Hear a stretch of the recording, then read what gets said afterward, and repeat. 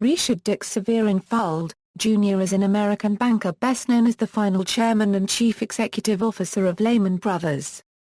Fuld had held this position since the firm's 1994 spin-off from American Express until 2008. Lehman Brothers filed for bankruptcy protection under Chapter 11 on September 15, 2008, and subsequently announced a sale of major operations to parties including Barclays Bank and Nomura Securities.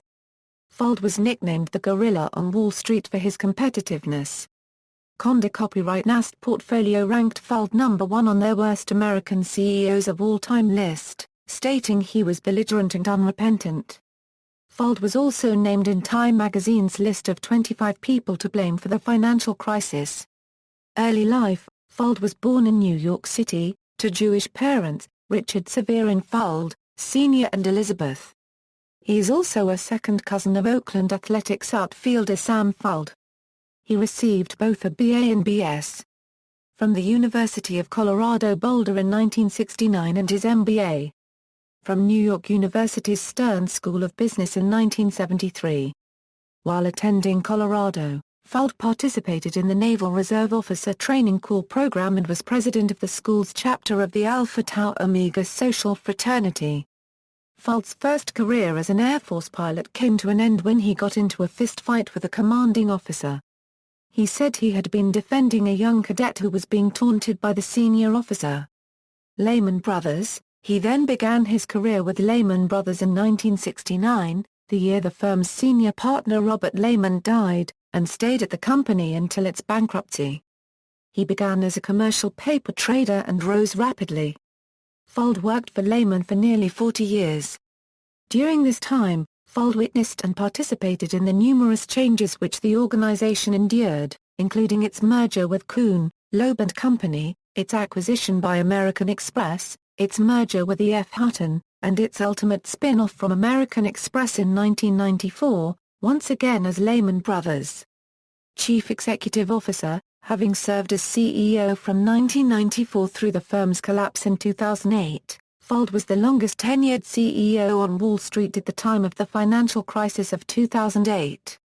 Fuld had steered Lehman through the 1997 Asian financial crisis, a period where the firm's share price dropped to $22 in 1998. Lehman had a yearly loss of $102 a million in 1993, but after Fuld became CEO the firm had 14 straight years of profits, including one of $4.2 billion in 2007, although in 2008 it reported a Q2 loss of $2.8 billion and filed for bankruptcy later that year. Similar to the fall of Barings Bank, this was accomplished by driving up company earnings through excessive leverage and risk. Fuld had a succession of number twos under him, usually titled as President and Chief Operating Officer. T. Christopher Pettit served until November 26, 1996, when he lost a power struggle with his deputies, likely brought about after Pettit had a mistress, which violated Fuld's unwritten rules on marriage and social etiquette. Bradley Jack and Joseph M. Gregory were appointed co-COOs in 2002, however Jack was demoted to the office of the chairman in May 2004 and departed in June 2005 with a severance package of $80 a million, making Gregory the sole COO and president. Along with CFO Erin Callan, Gregory was demoted on June 12, 2008, and replaced by Bart McDade, who would see Lehman through bankruptcy. In 2006, Institutional Investor magazine named Fuld America's top chief executive in the private sector. That same year in December, Fuld told the Wall Street Journal, "As long as I am alive this firm will never be sold." In March 2008, Fuld appeared in Barron's list of the 30 best CEOs and was dubbed Mr. Wall Street. Overall, Fuld received nearly $500 million in total compensation from 1993 to 2007.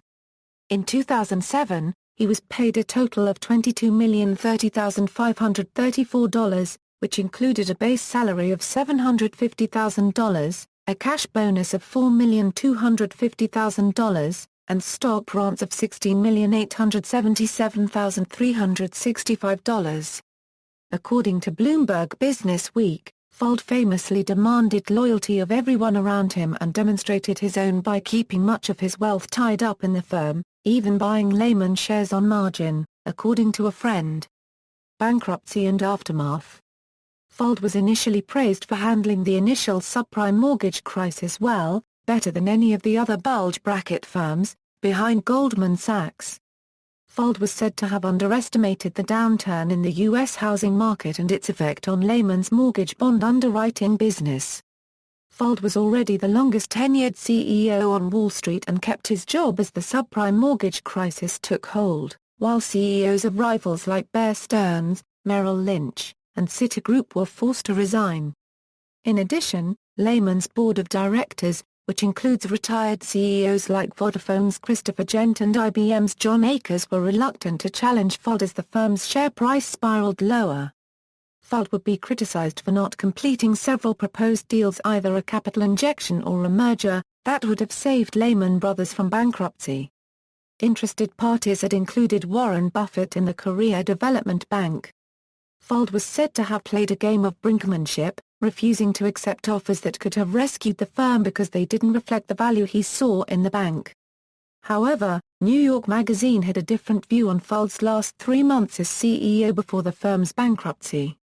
Hugh Skip McGee III, then head of the investment banking division, had earlier disagreed with COO Joseph M. Gregory's appointment of one of his subordinates, Aaron Callan, as CFO.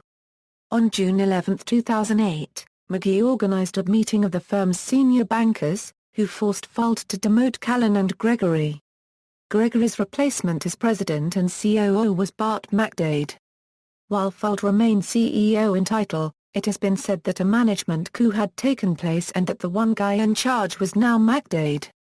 New York Magazine's account also stated that Fuld was desperately searching for a buyer during the summer and even offering to step aside as CEO to facilitate the sale of the firm, being quoted as saying, "We have two priorities, that the Lehman name and brand survive and that as many employees as possible be saved, and you'll notice our priority isn't a euro unregistered trademark T price." In October 2008, Fuld was among 12 Lehman Brothers executives who received grand jury subpoenas in connection to 3 criminal investigations led by the United States Attorney's offices in the Eastern and Southern Districts of New York as well as the District of New Jersey, related to the alleged securities fraud associated with the collapse of the firm. On October 6, 2008, Fuld testified before the United States House Committee on Oversight and Government Reform regarding the causes and effects of the bankruptcy of Lehman Brothers. During the testimony, Fuld was asked if he wondered why Lehman Brothers was the only firm that was allowed to fail, to which he responded, "Until the day they put me in the ground, I will wonder." Soon after Lehman filed for bankruptcy, there was a well-circulated rumor promulgated initially by the satirical financial blog Dealbreaker, and overly excited reporters that Fuld was punched in the face, and or knocked out cold by someone while working out in the company gym. According to the man who was gym manager at the time, this never happened. After Lehman, on November 10, 2008, Fuld transferred his Florida mansion to his wife Kathleen for $100. They had bought it 4 years earlier for $13.75 a million. In late March 2009, Fuld had an email sent out stating that he joined Matrix Advisors, a New York-based hedge fund. In May 2010, Fuld was registered by the Financial Industry Regulatory Authority as employed by Legend Securities, a securities brokerage and investment banking firm in New York.